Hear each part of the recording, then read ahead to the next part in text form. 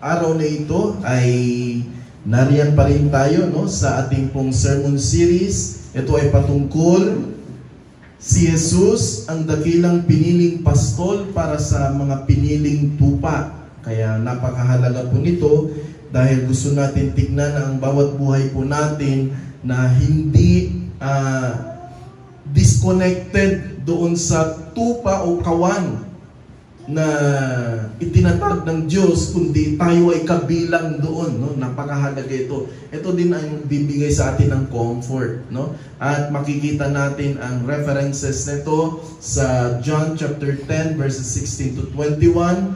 At ang ating pong sermon title ay ang hindi matangging pinalawak na kawan ni Jesus.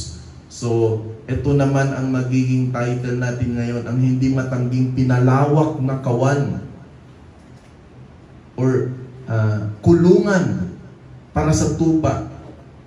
At ito po yung mga sermon points, ang pagbunyag ng pangako ni Jesus sa ibang mga tupa, ang pagbunyag din ng pag-ibig ng Diyos Ama kay Jesus, at number 3, ang kanyang sakripisyo ay kusang loob. So, mahalaga ito dahil last Sunday ay napag-usapan po natin ang title na ang hindi matangging ugnayan ng pastol sa kanyang tupa, no? At ngayon naman ay ang hindi matangging pinalawak na kawan ni Jesus. Okay? Sa mga nakaraang election, lalong-lalo na yung national election, siguro pamilyar po kayo sa katagang Uniteam. Okay? Alam niyo po ba yung Uniteam? No? Itong Uniteam na ito ay pinangunahan ni Presidente ngayon, Bongbong Marcos at Sara Duterte. No? Last election, ito ay naging talk of the town at naging sikat ito na tandem, ika nga, no? Subalit, obviously, dahil hindi nagkakasundo sa ibang mga pulisiya at mga miyembro ng pamilya Duterte at Marcos, lalong-lalo na yung asawa ni BBM, at ay iba pang kabinete, itong Uniteam, mga kapatid, kung hindi po kayo nanonood ng balita, nabuwag na ito. No, wala na pong Uniteam. At yung dating magjowa na si Bongbong Marcos at si Sara Duterte ay naging matinding magkalaban ngayon. Sobrang tindi ng resbaka nila. Okay? At humantong na ito sa death threat at impeachment ngayon. So yung dating sobrang close na magkaalyado, magkaibigan, ngayon nasira ito, nabuwag ito, at matindi yung mga patutsada nila sa social media, sa balita. Talagang hindi mo lubos maisip na darating hahantong sila sa ganong klaseng division. Ito yung biblical insight. Sa konteksto po ng ugnayan o unity sa katawan ni Jesucristo, walang mangyayaring divisions. Sa katawan ni Jesucristo, wala pong mangyayaring pagkabahabahagi. Sapagkat ang mga tinawag at tinubos ng Diyos kay Kristo ay ipagkakaisa sila ng Espiritu ng Diyos mismo.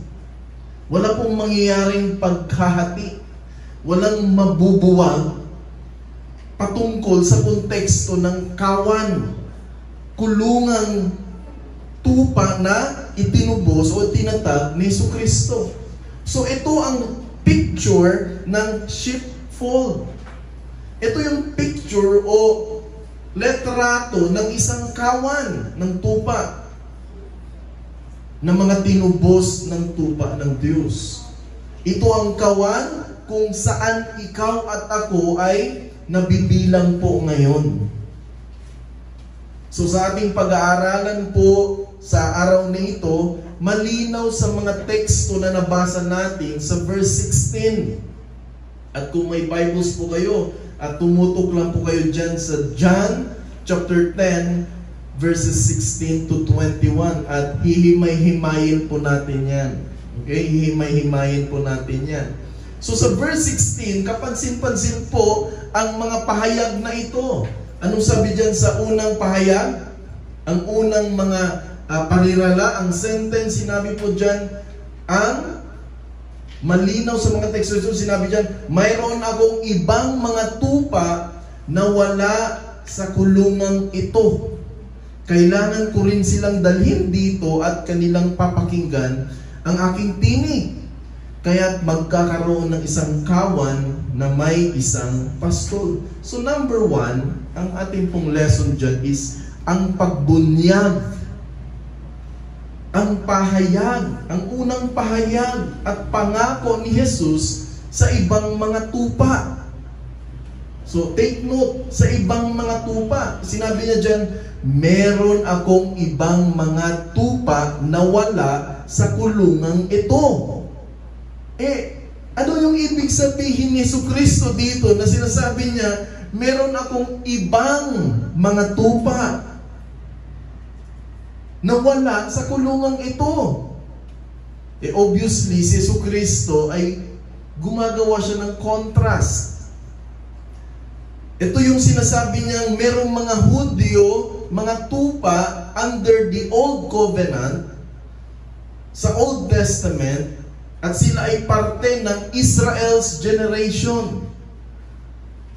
In contrast naman doon sa Hudyo, sa mga Hudyo and Gentiles, dito naman sa New Covenant, through faith in Christ. So ibig sabihin, ang sinasabi dito is, in the Old Testament, if you are part of the nation's Israel, the sign of covenant is by circumcision.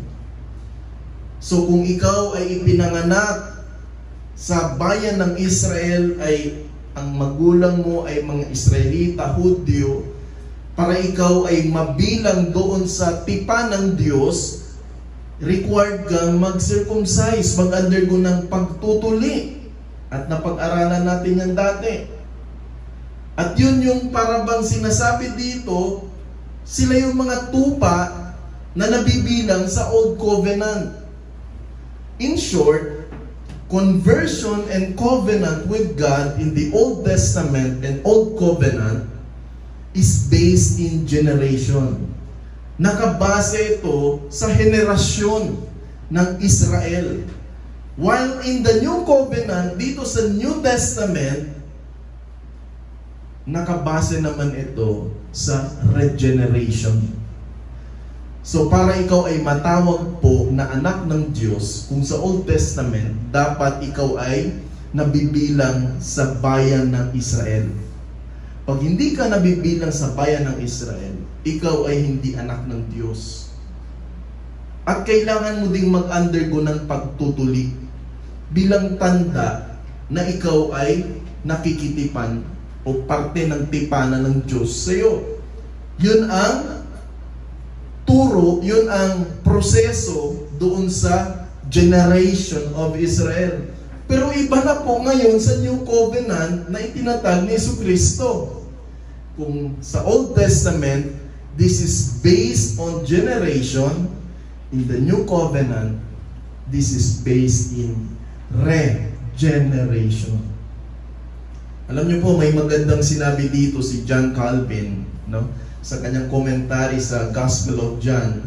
Sabi niya dito, ang mga Hudyo ay hinirang ng Diyos sa isang natatanging paraan.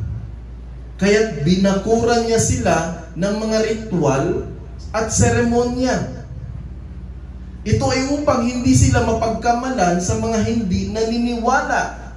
Bagamat ang pintuan ng kulungan ay ang mapagpalang tipan o mapagpalang tipan ng buhay na walang hanggan na pinagtibay kay Jesucristo. So ibig sabihin, sinasabi ni John Calvin dito, itong mga Hudyo daw na hinirang ng Diyos, may isang natatanging paraan para sila ay makilala, ma-maintain nila ang kanilang identity. Ano yung maintaining identity na ibinahag o ipinagawa ng Diyos sa kanila?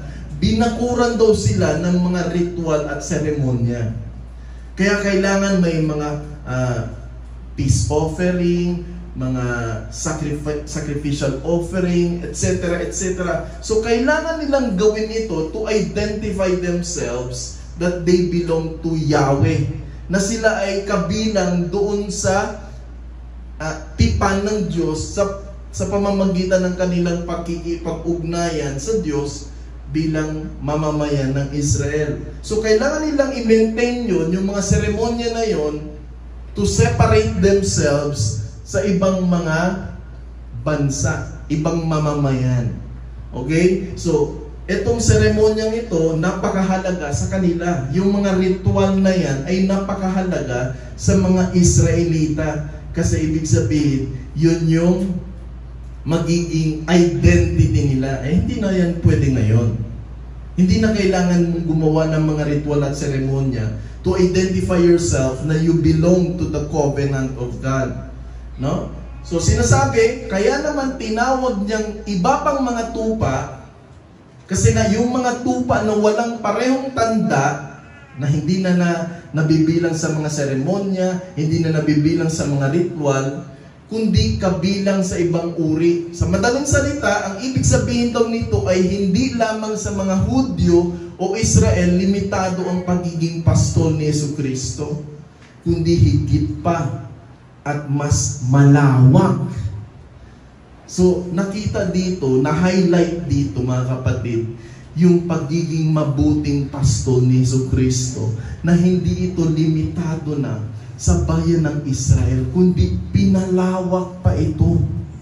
Pinalawak pa yung kanyang pagpapasakop sa mga tunay na tupa, at hindi yung tupa lang na nabibilang sa bayan ng Israel, kundi yung tupa na kahit pa man labas sa bansang Israel.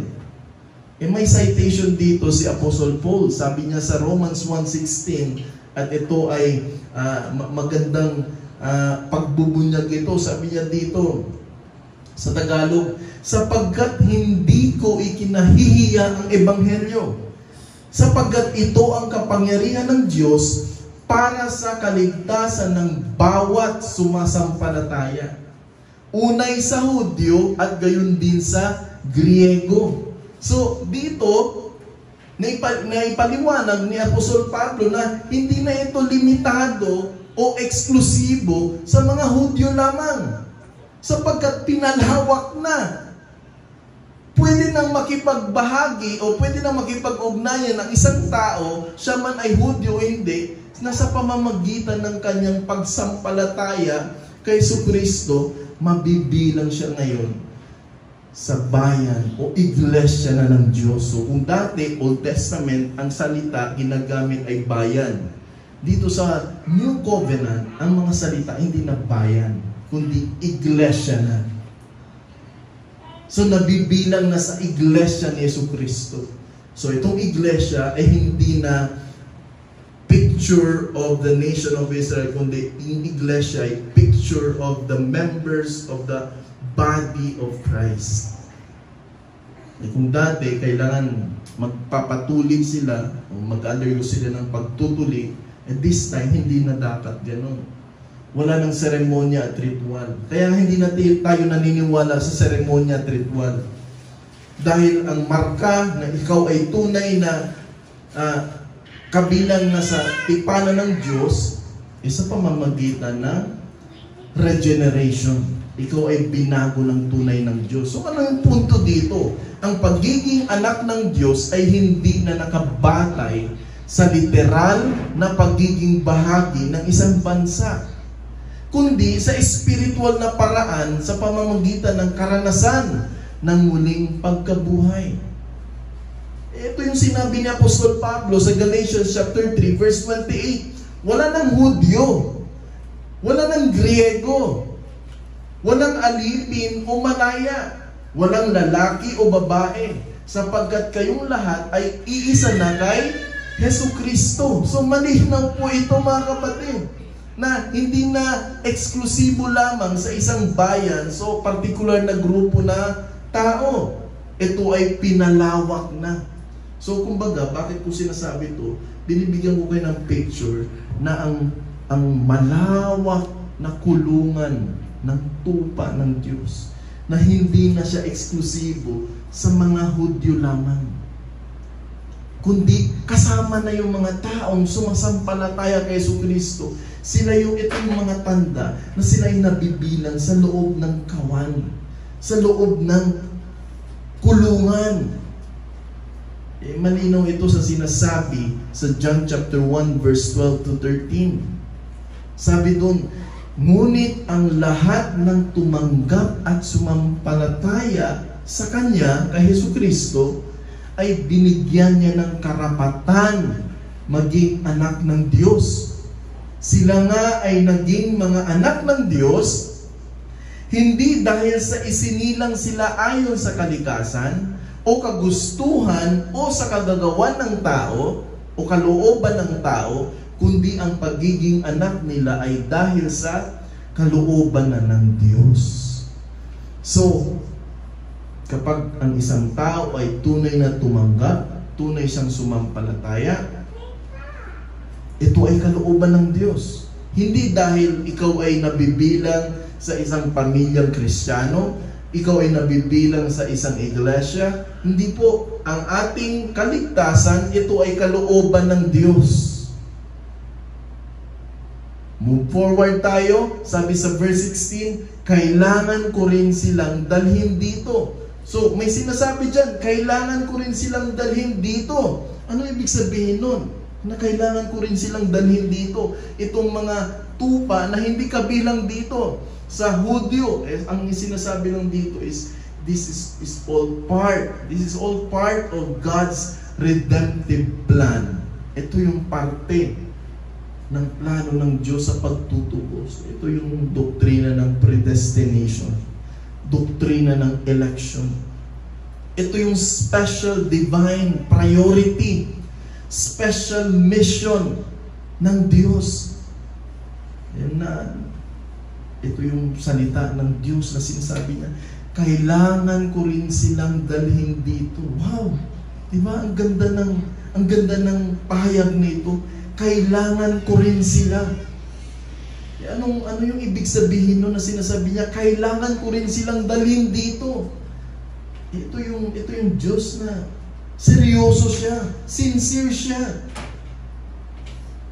Talagang may urgency, makikita natin dito yung urgency na kailangan niyang i-reach out yung mga taong, mga tupa na hindi lang nabibilang doon sa Hudyo, tribo ng Hudyo, kundi yung mga taong nalabas din sa bayan ng Israel. Sabi niya, kailangan ko rin silang dalhin dito.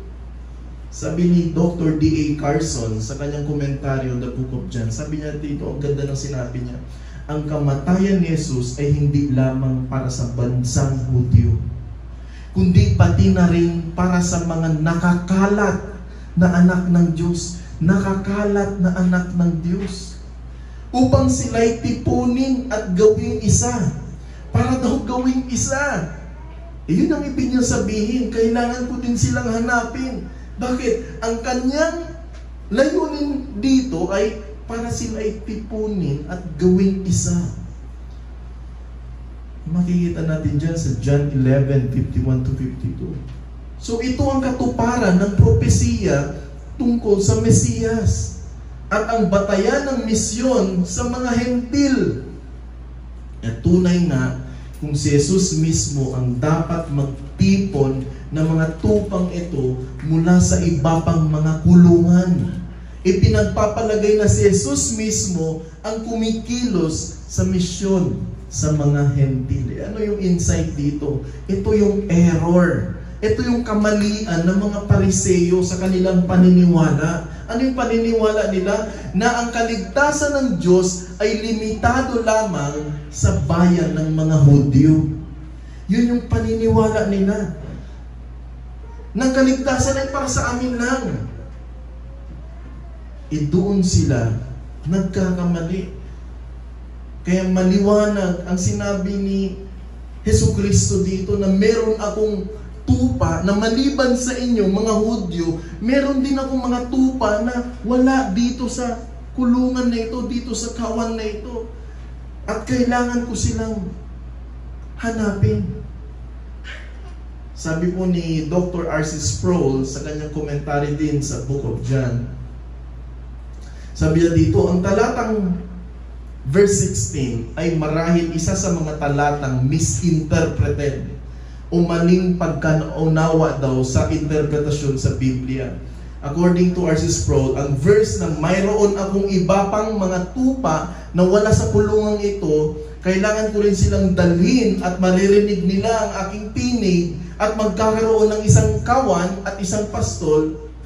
Sa kanya daw, meron siyang experience. Sabi niya, itong talata daw na ito, sabi niya, narinig ko ang tekstong ito ay ginagamit para patunayan na si Jesus daw, pagkatapos ng kanyang ministeryo sa lupa, ay nagpunta daw sa Mars. Nagpunta din daw sa Venus o sa ibang galaxy at ipinagpatuloy ang kanyang misyon ng pagtubos na naghahanap ng mga tupa sa iba't ibang lugar sa cosmos. Kabaliwan yun. Napaka-weird naman ng interpretation na yun. No? Yung sinasabi niya, meron akong ibang mga tupa na wala sa kulungang ito, para bang lumagpas na sa normal na interpretasyon. Biro mo, si Jesucristo, pumunta din daw sa ibang mga planeta. Dahil meron din daw mga tupa na nandun, yung mga alien. No? So, napaka-weird. No? Sabi nga, dagdag pa ni R.C. Sproul, hindi iyon ang kanyang tinutukoy. Ang sinasabi niya ay mayroon siyang mga tupa na hindi kasapi ng sambahayan ng Israel. Ang tinutukoy niya ay ang paglawak ng ebanghelyo sa labas ng hangganan o bayan ng Israel. Ang paglawak sa mundo ng mga hentil. At ipinapropesiya niya na dalhin niya mula sa mga hentil yung mga ibinigay sa kanya ng Ama. At magkakaroon ng isang kawan, Hudyo at hentil na, sa iglesia na itatayo ng mabuting pastor. Kasi itong mga Hudyo kasi na laging kausap ng ni Jesucristo, meron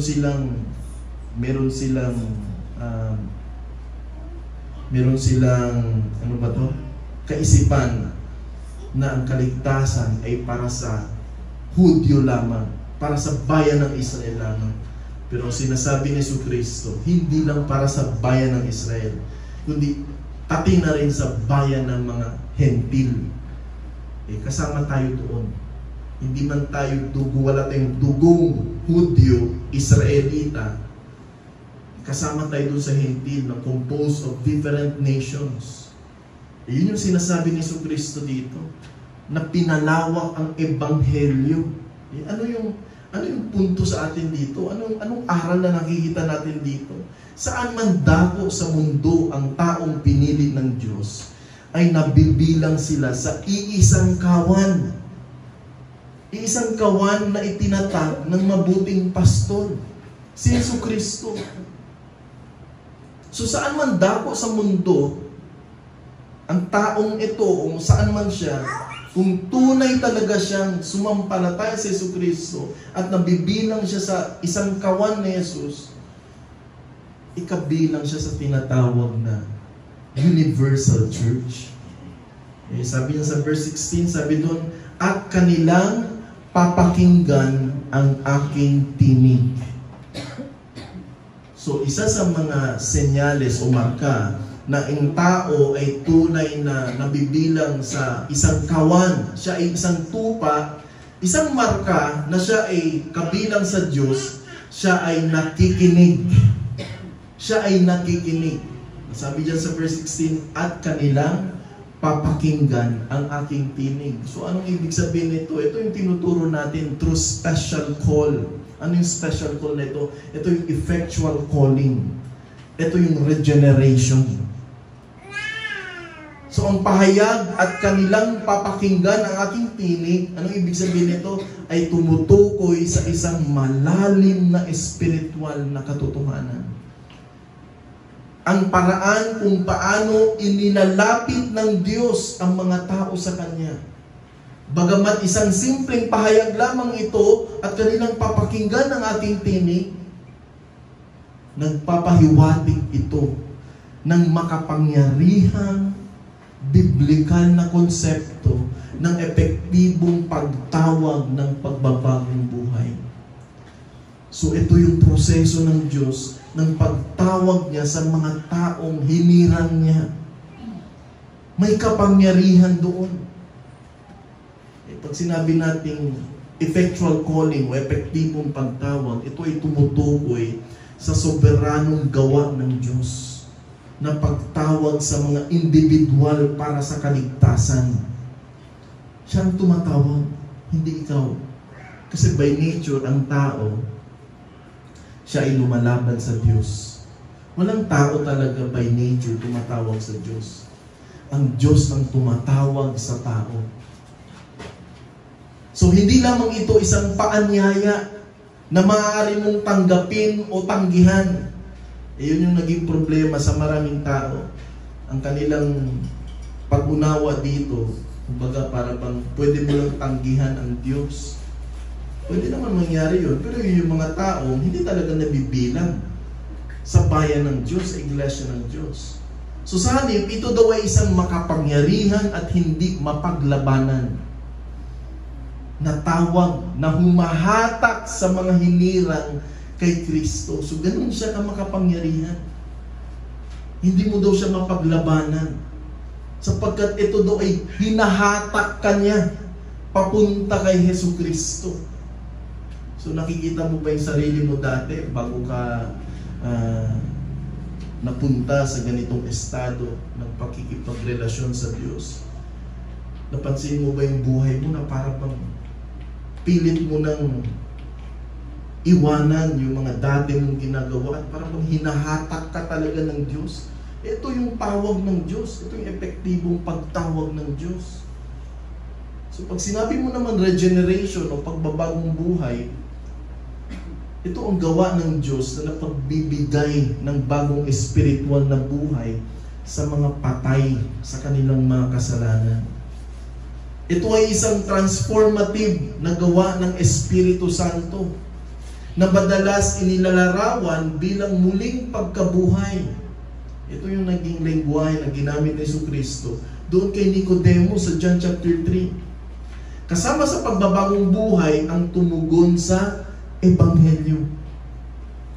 Ito ang pundasyon kung saan itinayo ang pananampalataya at pagsisisi. So kanina sinabi ko, kung dati sa Old Testament, ang paraan para ikaw ay ma-identify na ikaw ay kasama sa tipanan ng Diyos, ikaw ay dapat nabibilang sa bayan ng Israel. The generation, Israel's generation. So this time, hindi na generation, kundi regeneration na. Ang banal na espiritu na ang tumatawag sa iyo. At binabago ka doon sa pagtawag na yun. Yung tawag na yun ay hindi lang siya nahihinto doon sa paanyaya. Ay hindi mo malabanan yun pag tinawag ka ng Diyos. Ikaw talaga ay hahatakin ng Diyos. Katulad natin, kung nakikita mo yung sarili mo na talagang parang pinako ka na ng Diyos. Yun yung sinatawag na effectual calling. Yun yung regenerating power, transformative power ng Diyos sa atin. At hindi mo matanggihan yun. So ito yung konsepto na makatotohanan at biblical na turo. Kaya ang hamon sa atin, huwag mong maliitin ang kapangyarihan ng Diyos sa pagbabagong buhay ng isang makasalanan na tao. Huwag mo daw maliitin ito. Dahil hahatakin ka talaga ng Diyos dito. Sabi sa verse 16, kaya't magkakaroon ng isang kawan na may isang pastol. Diyan sa verse 16 na yan. Ano naman yung tinuturo niyan? It speaks of universal church under the lordship of Christ being the head of the church. Meron tayong confession dyan. According sa confession natin sa London Baptist Confession of Faith sa chapter 26, ito ay patungkol sa iglesia. So nagkaroon tayo ng definition dyan during our Bible study. Talagang comprehensively tinatalakay natin ito, inaaral natin ito. So doon sa confession natin, malinaw ang tinuturo sa atin ng confession na merong pandaigdigang simbahan na di nakikita.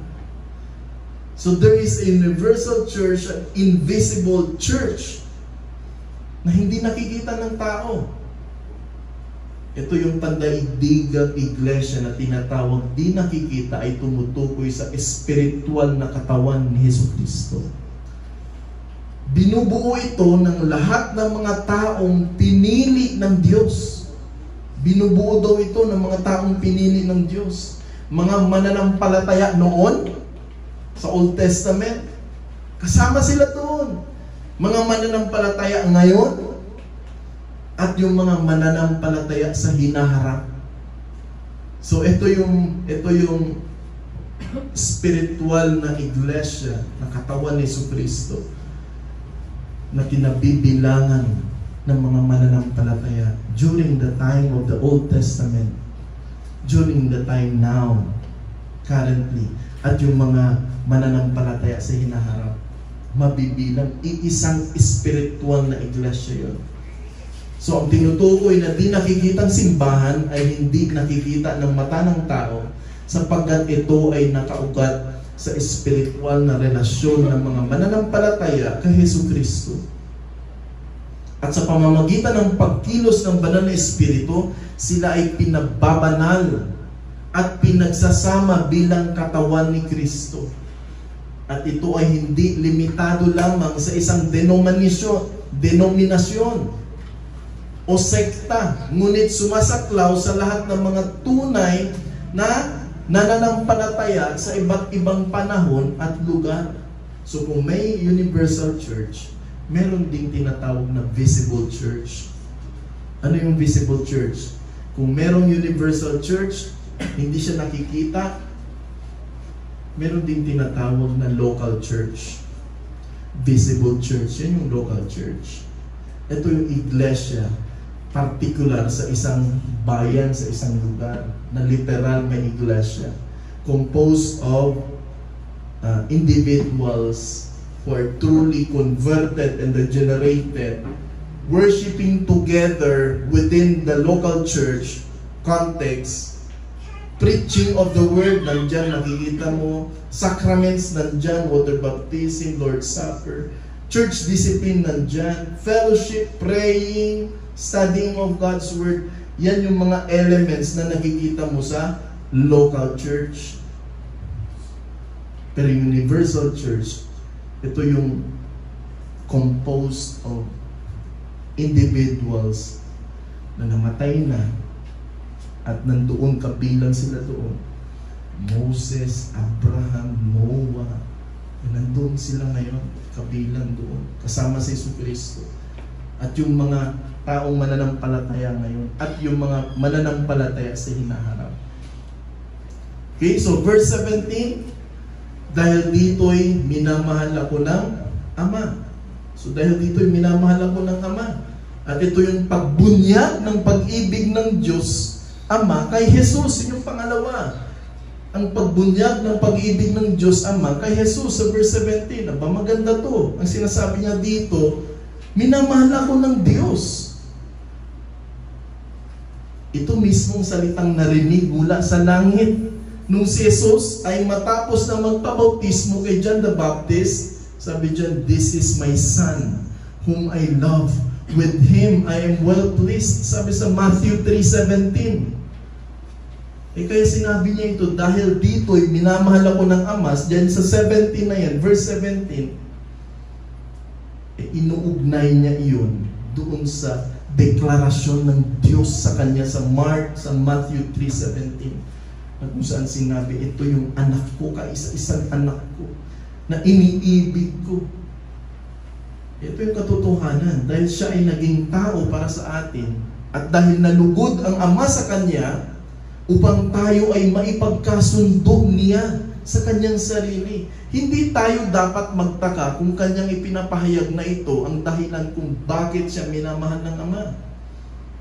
Nang kaligtasan ay higit na mahalaga sa Kanya kaysa sa Kanyang sariling buhay.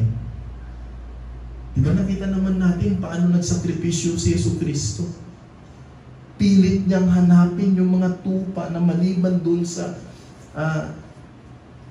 isip ng mga Hudyo na sila lang yung nabibilang. Meron ba? Meron pang iba? Maliban sa inyo, meron pa. At kailangan ko silang hanapin. Ito yung pag-ibig ni Jesus. Talagang na-emphasize dito yung habag niya. Ano yung turo sa atin niya? Dapat tayo din, hanapin din natin. Makipag-partake tayo doon sa kanyang layunin na hanapin din. So ito ay isang kahangahangang papuri sa kabutihan ng Diyos sa atin, mga kapatid. At nararapat lamang na pukawin ang ating buong kaluluwa sa masayang pagkamangha na hindi lamang ipinaabot sa atin ng Diyos ang pag-ibig na nararapat sa bugtong na anak, kundi nilalahad din niya ito sa atin bilang pangwakas na dahilan. Ang ibig sabihin nito, ang tunay nga na hindi kinakailangan na magkatawang tao si Kristo, na kung saan siya ay minamahal, kundi upang ito ay maging tanda ng awa sa kanyang Ama sa pagtubos sa atin. So kailangan natin makita itong konteksto na ito doon sa pananaw na kung saan siya ay talaga namang tumugon doon sa hamon sa kanya, na sa kabila ng mga hamon na ito ay He obeyed. No? He really obeyed even to the point of death. Sumunod siya sa utos. Kahit yung obedience niya, yun ay magtutulak sa kanya hanggang sa kanyang kamatayan. Ginawa niya po iyon para sa atin. Ang tanong, nakikita mo ba yun, yung ginawa ni Jesucristo? Sabi dyan sa verse 17, sapagkat ibinigay ko ang aking buhay upang ito'y kunin kong muli. Verse 18 naman tayo, walang nag-aalis nito sa akin, kundi kusa kong ibinibigay. May kapangyarihan akong ibigay ito, at may tinanggap ko, at may kapangyarihan akong kunin itong muli. Tinatanggap ko ang utos na ito mula sa aking Ama. At yun yung sinasabi natin dito sa verses 17 to 18, yung pangatlong punto, ang kanyang sakripisyo ay kusang loob. Ang kanyang sakripisyo, kapatid, ay kusang loob. Yun yung konteksto na sinasabi niya dito.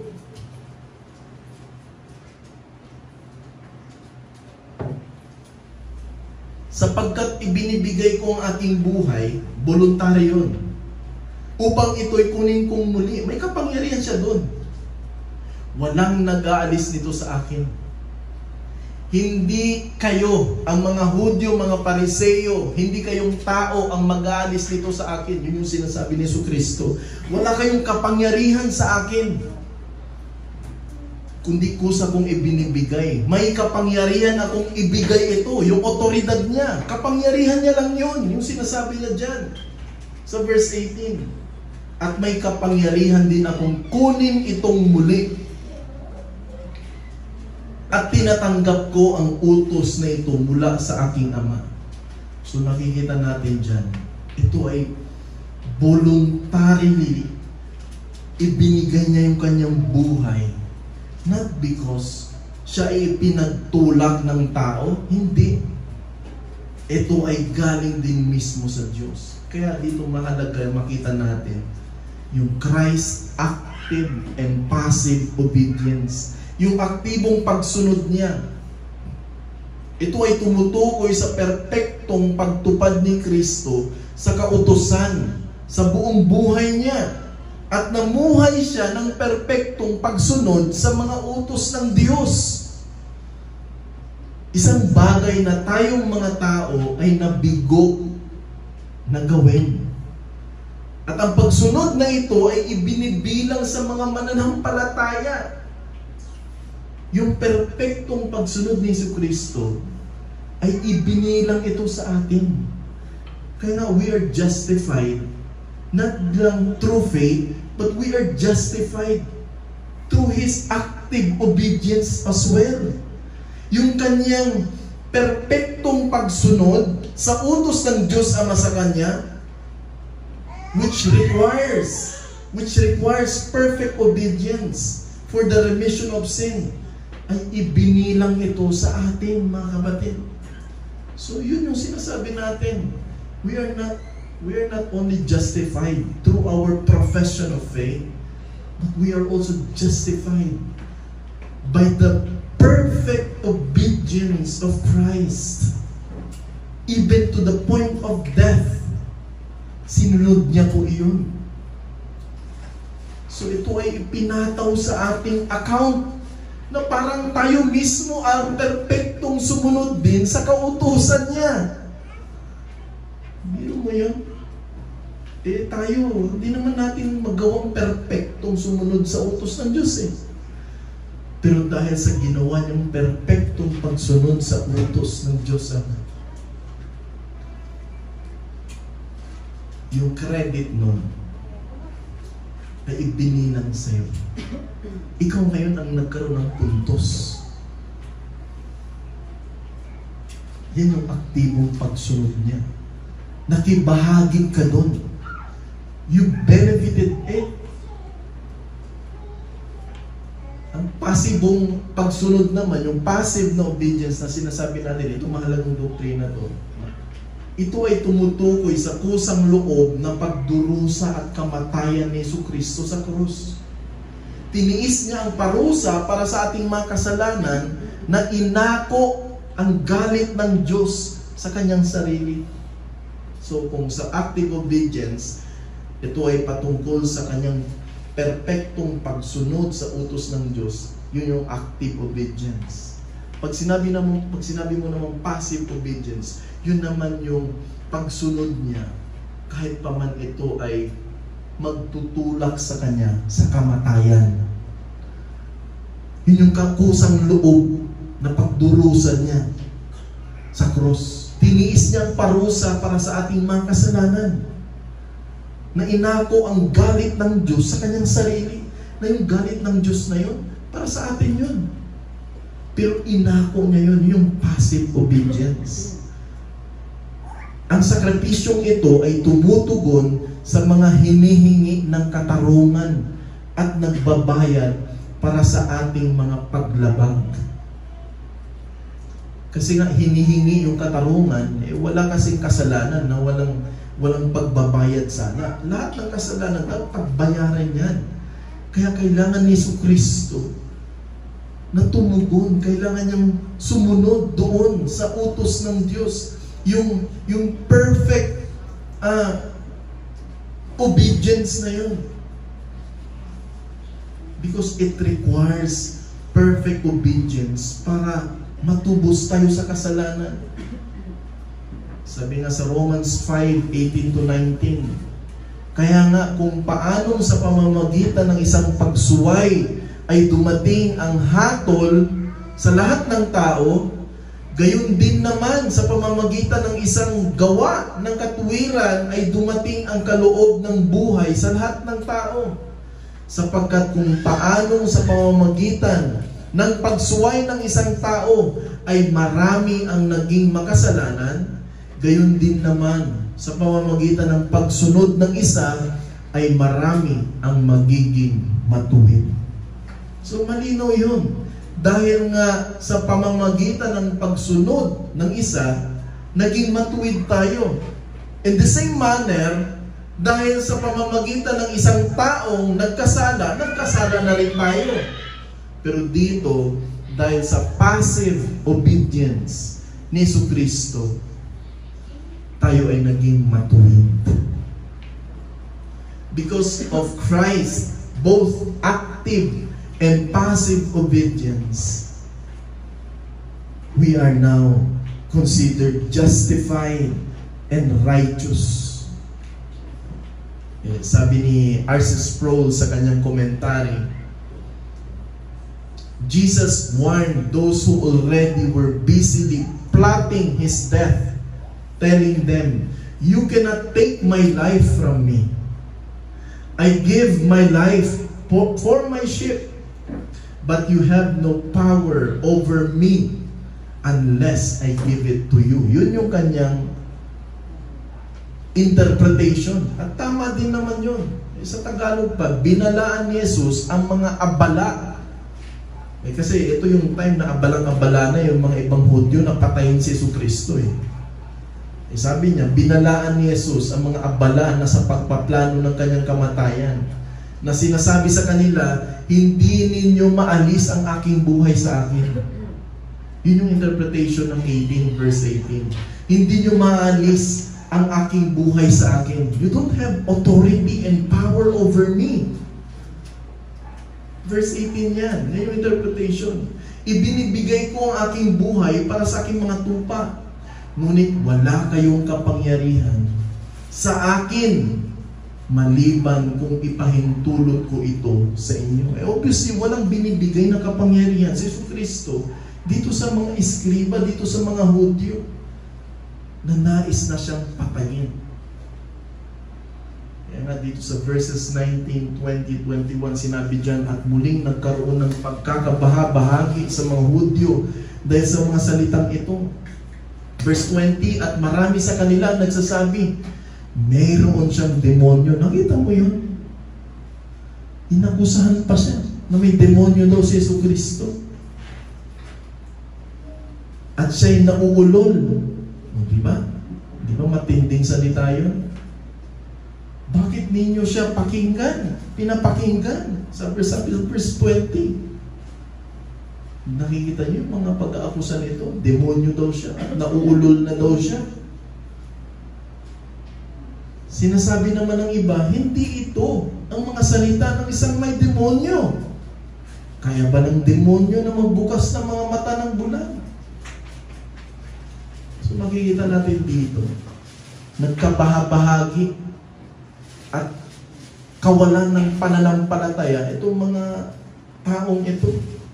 Ang pagkakabahabahagi sa mga Hudyo ay ibig sabihin nagpapakita ng espiritual na pagkabulag.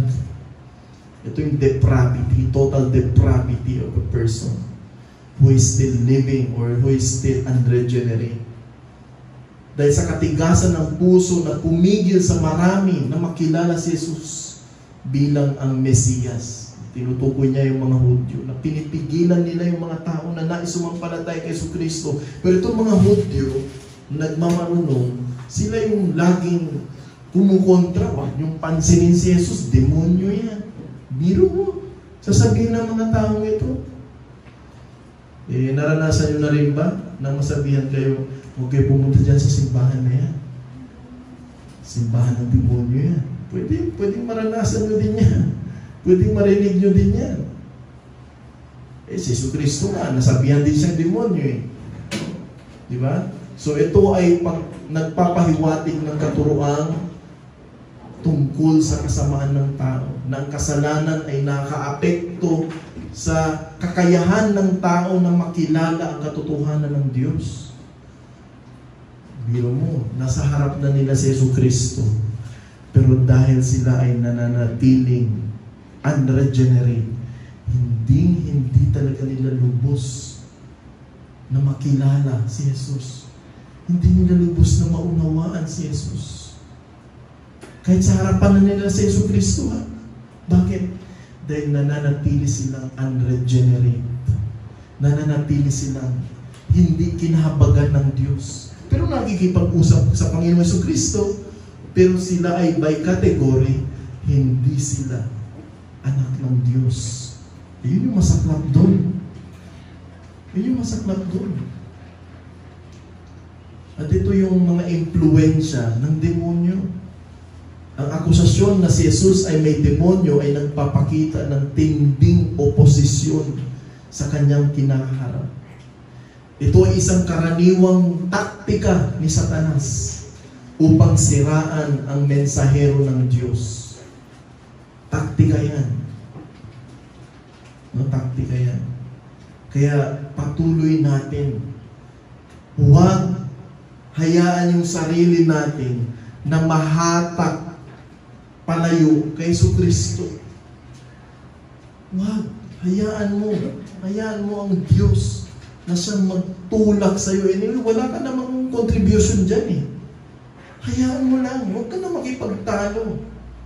Sabagay, hindi mo naman malabanan yan eh. Kasi makapangyarihan ng Diyos. Sinasabi lang natin, kung nakikita mo yung sarili mo, na tila ba para bang may ugnayan ka pa rin, hindi na sa mga bagay patungkol sa Diyos, yun yung ipagpe-pray natin sa sarili natin. Yun yung ipanalangin natin. Kaya ano po yung hamon at aplikasyon sa atin? Dahil naamoy ko na yung parang mabango, parang nagugutom na ako. Ano yung hamon at aplikasyon sa atin? Panawagan sa pagsusuri sa sarili. Suriin natin ang ating mga sarili. Dapat natin tanungin ang ating mga sarili, tunay ba tayong bukas sa katotohanan ng Diyos? Kahit na ito ay sumasalungat sa ating mga dating akala o laban sa popular na opinyon? Hinahayaan ba nating bulagin tayo ng ating sariling mga kinikilingan at mga pagtanggi sa kung ano ang maaaring ipinapakita sa atin ng Diyos? So huwag mong tanggihan, kapatid. Huwag mong tanggihan. Sabi dito sa 1 Corinthians 13:5, at dito tayo magtatapos. Suriin ninyo ang inyong mga sarili kung kayo'y nasa pananampalataya. Suriin mo daw. Suriin mo yung sarili mo. Ako ba'y nasa pananampalataya tunay? Subukin ninyo ang inyong mga sarili. Subukin. Hindi ba ninyo nalalaman na si Jesucristo ay nasa sa inyo na? Maliban na lamang kung kayo'y mga hindi karapat-dapat. Kaya sana naging mahalagang hamon sa atin lahat ng ito, mga kapatid, na tunay tayong huwag lumayo sa kung ano na yung itinakda ng Diyos sa atin. Huwag natin tanggihan. Kung ikaw ay tunay na kabilang sa isang kawan ng Diyos, ipakita mo itong mga senyales, mga marka na tunay kang nabibilang sa isang kawan o gulong ng mga tupak ng Diyos na tinubos niya. Tayo po ay manalangin. O Diyos, salamat sa mga salita niyo. Patuloy nawa na maging paalala itong mga aral na ito. At nawa ay hiniling namin na Panginoon, gusto namin na maging kabilang kami sa tupa, sa mga tupang tinubos niyo, at ayaw namin na maging kabilang ng mga kambing, ng mga asong gubat, na tunay silang hindi nabibilang sa inyong kawan. Panginoon, muli patawarin niyo kami at samahan niyo kami lagi, O Diyos, sa aming pong pang-araw-araw na buhay.